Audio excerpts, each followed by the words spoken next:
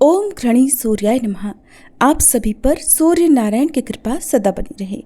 आज आप सुनेंगे ज्येष्ठ मास महात्म्य में आगे की कथा, और उससे पहले आप सभी सुनेंगे श्री अष्टलक्ष्मी स्तोत्र का हिंदी अनुवाद। इससे पहले का अध्याय सुनने और कमेंट्स करने के लिए आप सबका बहुत बहुत धन्यवाद।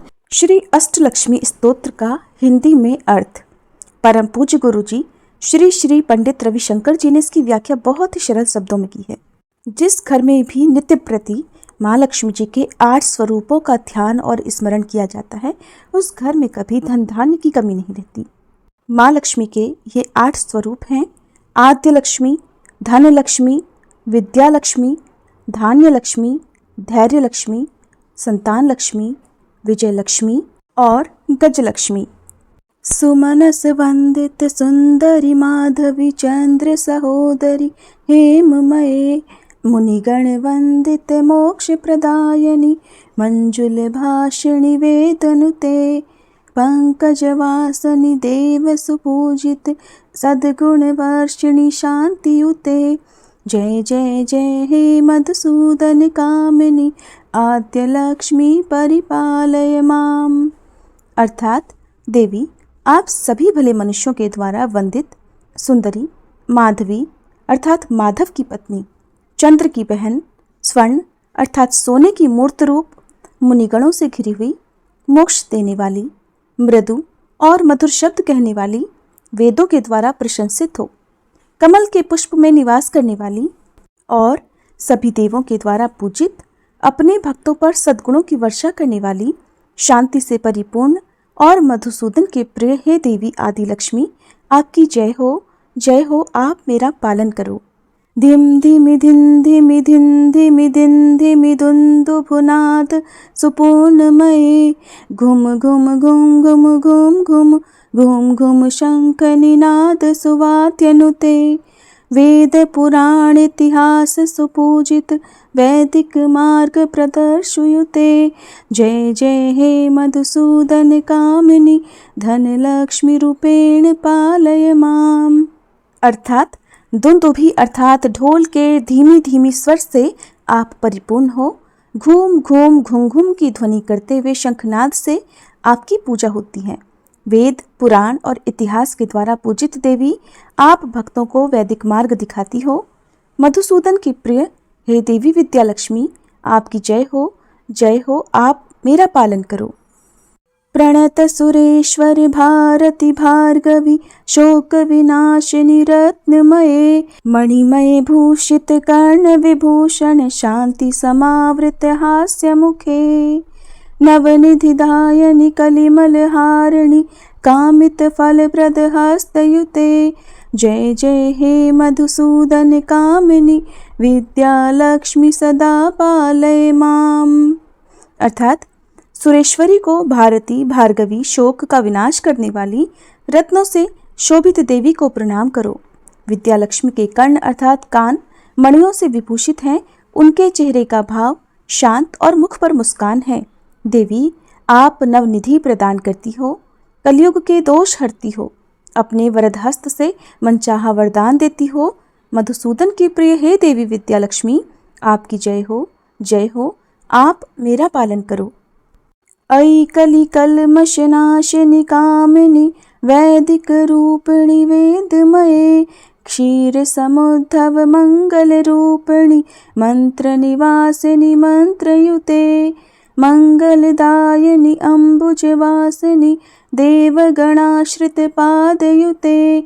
जय जय जय हे मधुसूदन कामिनी धान्य लक्ष्मी परिपालय माम।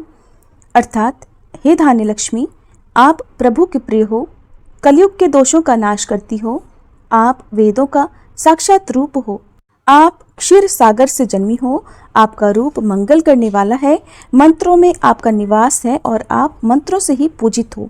आप सभी को मंगल प्रदान करती हो।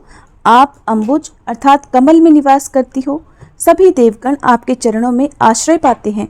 मधुसूदन की प्रिय हे देवी धान्य लक्ष्मी, आपकी जय हो, आप मेरा पालन करो। जय वर वर्षिणी वैष्णवी भार्गवी मंत्र स्वरूपिणी मंत्रमये, सुरगण पूजित शीघ्र फलप्रद, ज्ञान विकासनि शास्त्रनुते। भव भयहारिणि पाप विमोचिनि, साधु जनाश्रित पादयुते। जय जय हे मधुसूदन कामिनी, धैर्य लक्ष्मी परिपालय माम। अर्थात हे वैष्णवी, आप विजय का वरदान देती हो। आपने भार्गव ऋषि की कन्या के रूप में अवतार लिया। आप मंत्र स्वरूपिणी हो, मंत्रों में बसती हो, देवताओं के द्वारा पूजित। हे देवी, आप शीघ्र ही पूजा का फल देती हो। आप ज्ञान में वृद्धि करती हो, शास्त्र आपका गुणगान करते हैं। आप सांसारिक भय को हरने वाली, पापों से मुक्ति देने वाली हो। साधुजन आपके चरणों में आश्रय पाते हैं। मधुसूदन की प्रिय हे देवी धैर्य लक्ष्मी, आपकी जय हो, जय हो। आप मेरा पालन करो। ऐ खगवाहिनी मोहिनी चक्रिणी राग विवर्धनी, ज्ञानमये गुणगणवारिधि लोकहितैषिणि, सप्त स्वर भूषित गाननुते। सकल सुरासुर देव मुनीश्वर, मानव वंदित पादयुते। जय जय हे मधुसूदन कामिनी, संतान लक्ष्मी परिपालय माम। अर्थात गरुड़ आपका वाहन है, मुंह में डालने वाली, चक्र धारण करने वाली। राग अर्थात संगीत से आपकी पूजा होती है। आप ज्ञानमयी हो, आप सभी शुभ गुणों का समावेश हो। आप समस्त लोक का हित करती हो। सप्त स्वरों के गान से आप प्रशंसित हो। सभी देवता, असुर, मुनि और मनुष्य आपके चरणों की वंदना करते हैं। मधुसूदन की प्रिय हे देवी संतान लक्ष्मी, आपकी जय हो, जय हो। आप मेरा पालन करो। जय कमलासनि सद्गतिदायिनि, ज्ञान विकासनि ज्ञानमये। अनुदिन मर्चित कुमकुम धूसर, भूषित वसित वाद्यनुते। कनक धरा स्तुति वैभव वंदित, शंकर देशिक मान्य पदे। जय जय हे मधुसूदन कामिनी, विजय लक्ष्मी परिपालय माम। अर्थात कमल के आसन पर विराजित देवी, आपकी जय हो। आप भक्तों के ब्रह्म ज्ञान को बढ़ाकर उन्हें सद्गति प्रदान करती हो। आप मंगलगान के रूप में व्याप्त हो। प्रतिदिन आपकी अर्चना होने से आप कुमकुम से ढकी हुई हो। मधुर वाद्यों से आपकी पूजा होती है। आपके चरणों के वैभव की प्रशंसा आचार्य शंकर और देशिक ने कनकधारा स्तोत्र में की है। मधुसूदन की प्रिय हे देवी विजयलक्ष्मी, आपकी जय हो, जय हो। आप मेरा पालन करो। जय जय दुर्गति नाशिनी कामिनी, सर्व फल प्रद शास्त्रमये। रथ गज तुरग पदाति समावृत, परिजन मंडित लोकनुते। हरि हरि ब्रह्म सुपूजित सेवित, ताप निवारणि पादयुते। जय जय हे मधुसूदन कामिनी, गज रूपेण लक्ष्मी परिपालय माम। अर्थात हे दुर्गति का नाश करने वाली विष्णुप्रिया, सभी प्रकार के वर देने वाली, शास्त्रों में निवास करने वाली देवी, आपकी जय जयकार हो। आप रथों, हाथी, घोड़ों और सेनाओं से घिरी हुई हो। सभी लोकों में आप पूजित हो। आप हरि, हर और ब्रह्मा जी के द्वारा पूजित हो। आपके चरणों में आकर सभी कष्ट समाप्त हो जाते हैं। मधुसूदन की प्रिय हे देवी गजलक्ष्मी, आपकी जय हो, जय हो। आप मेरा पालन करो। श्री अष्टलक्ष्मी स्तोत्र समाप्त हुआ। अब सुनिए आज की कथा। अरुण ने पूछा, हे भगवान, ये भोजक कौन है? किसका पुत्र है? इसने ऐसा कौन सा उत्तम कर्म किया है जिस कारण ब्राह्मण आदि वर्णों को छोड़कर आपका इस पर इतना अनुग्रह हुआ? आप कृपा कर मुझे इसके बारे में भी बताइए। तब आदित्य बोले, महामती वैंते, तुमने बहुत सुंदर बात पूछी है। इसके उत्तर में मैं जो कहता हूं उसे तुम सावधान होकर सुनो। अपनी पूजा के निमित्त हो मैंने अपने तेज से भोजकों की उत्पत्ति की है। ये वर्णतः ब्राह्मण हैं और मेरी पूजा के लिए अनुष्ठान में तत्पर रहते हैं। ये भोजक मुझे अति प्रिय हैं। प्राचीन काल में शाक द्वीप के स्वामी राजा प्रियव्रत के पुत्र ने विमान के समान एक भव्य सूर्य मंदिर बनवाया और उसमें स्थापित करने के लिए सभी शुभ लक्षणों से संपन्न सोने की एक दिव्य सूर्य की प्रतिमा भी बनवाई। अब राजा को यह चिंता होने लगी कि मंदिर और प्रतिमा की प्रतिष्ठा कौन कराए। उन्हें कोई योग्य व्यक्ति दिखाई ही नहीं दिया। अतः वह राजा मेरी शरण में आया। अपने भक्त को चिंताग्रस्त देखकर मैंने उसे प्रत्यक्ष दर्शन दिया और पूछा, वत्स, तुम क्या विचार कर रहे हो? तुम क्यों चिंतित हो? शीघ्र ही अपनी चिंता का कारण बताओ और दुखी मत हो। मैं तुम्हारे अत्यंत दुष्कर कर्मों को भी संपन्न कर दूंगा। इस पर राजा ने प्रसन्न होकर कहा, हे प्रभु, मैंने बड़ी भक्ति और श्रद्धा से इस द्वीप में आपका एक विशाल मंदिर बनवाया है तथा एक दिव्य सूर्य प्रतिमा भी बनवाई है। मुझे ये चिंता सता रही है कि प्रतिष्ठा कार्य कैसे संपन्न हो। राजा के इन वचनों को सुनकर तब मैंने कहा, राजन, मैं अपने तेज से अपनी पूजा करने के लिए मग संज्ञक ब्राह्मणों की सृष्टि करता हूँ। मेरे ऐसा कहते ही चंद्रमा के समान श्वेत वर्ण वाले 8 बलशाली पुरुष मेरे शरीर से उत्पन्न हो गए। वे सभी काशाय वस्त्र पहने हुए थे, हाथों में पिटारी और कमल के पुष्प लिए हुए थे तथा सांगोपांग चारों वेदों और उपनिषदों का पाठ कर रहे थे।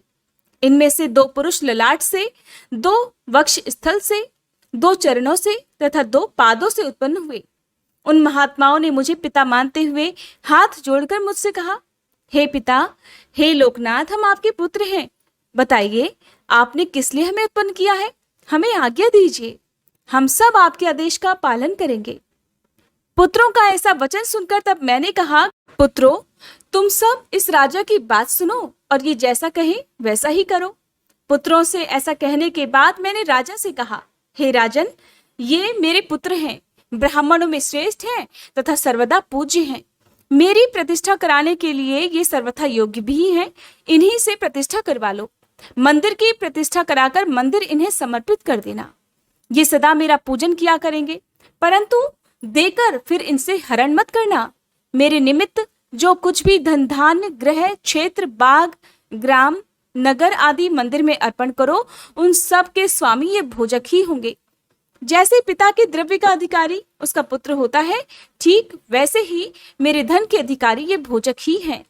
मेरी आज्ञा पाकर उस राजा ने प्रसन्न होकर वैसा ही किया और भोजकों द्वारा प्रतिष्ठा कराकर वह मंदिर उन्हीं को अर्पित कर दिया।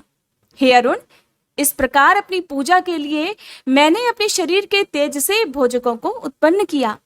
ये मेरे आत्म स्वरूप है।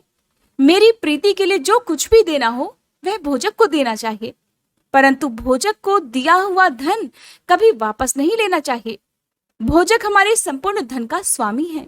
भोजकों में ये लक्षण होने चाहिए, वह पहले वेदाध्ययन कर फिर गृहस्थ जीवन में प्रवेश करे, नित्य त्रिकाल स्नान करे, दिन रात में पंचकृत्यों द्वारा मेरा पूजन करे, वेद, ब्राह्मण और देवताओं की कभी निंदा ना करे, नित्य हमारे सम्मुख शंख ध्वनि करे।